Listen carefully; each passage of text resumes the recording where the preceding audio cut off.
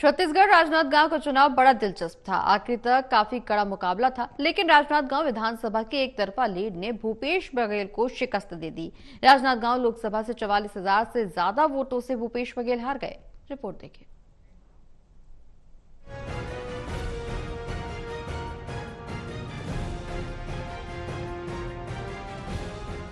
छत्तीसगढ़ राजनांदगांव का चुनाव बड़ा दिलचस्प था। आखिरी तक काफी कड़ा मुकाबला था, लेकिन राजनांदगांव विधानसभा की एक तरफा लीड ने भूपेश बघेल को शिकस्त दे दी। राजनांदगांव लोकसभा से 44,000 से ज्यादा वोटों से भूपेश बघेल हार गए। भूपेश बघेल हार के बाद कार्यकर्ताओं और जनता के प्रति आभार देने राजनांदगांव पहुंचे थे। 4 दिन पहले भूपेश बघेल ने मोहला, मानपुर विधानसभा और कुज्जी विधानसभा पहुंचकर जनता और कार्यकर्ताओं के प्रति आभार प्रकट किया।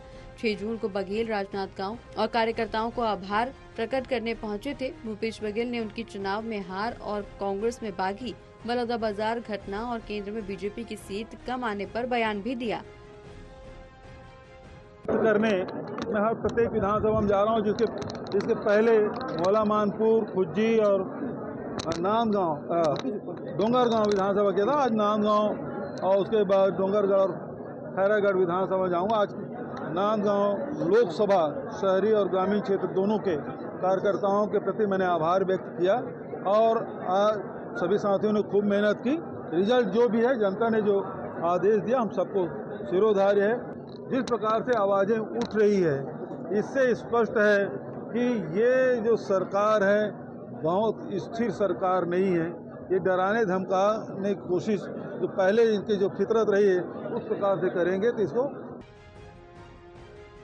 अपनी हार के बारे में बोलते हुए भूपेश बघेल ने कहा कि हार जीत लगी रहती है, जनता का जो आदेश है उसको मानना चाहिए। भूपेश बघेल ने कहा कि राजनांदगांव के कार्यकर्ताओं ने बहुत मेहनत की, लेकिन हम चुनाव हार गए। हार जीत लगी रहती है। बागी कांग्रेस नेता सुरेंद्र ताऊ के सवाल पर भूपेश बघेल ने कहा कि मैं उसके बारे में कुछ नहीं कहूंगा और वो एक ऐसा प्रदर्शन कर रहा है कि बीजेपी कार्यकर्ताओं ने कुछ नहीं किया। सुरेंद्र ताऊ के कारण ही बीजेपी राजनांदगांव लोकसभा में चुनाव जीती है।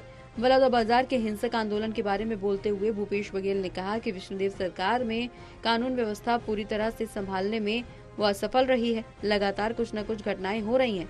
देश में पहली बार एसपी कार्यालय और कलेक्टर कार्यालय को इस तरह से जलाया गया है। भूपेश बघेल ने आगे कहा कि रमन सिंह विधानसभा अध्यक्ष हैं, उनके बयान पर मैं टिप्पणी नहीं करूंगा। उनको भी विधानसभा अध्यक्ष होते हुए अपने बयान देते समय ध्यान रखना चाहिए। टोटल टीवी के लिए विजय पचौरी की रिपोर्ट।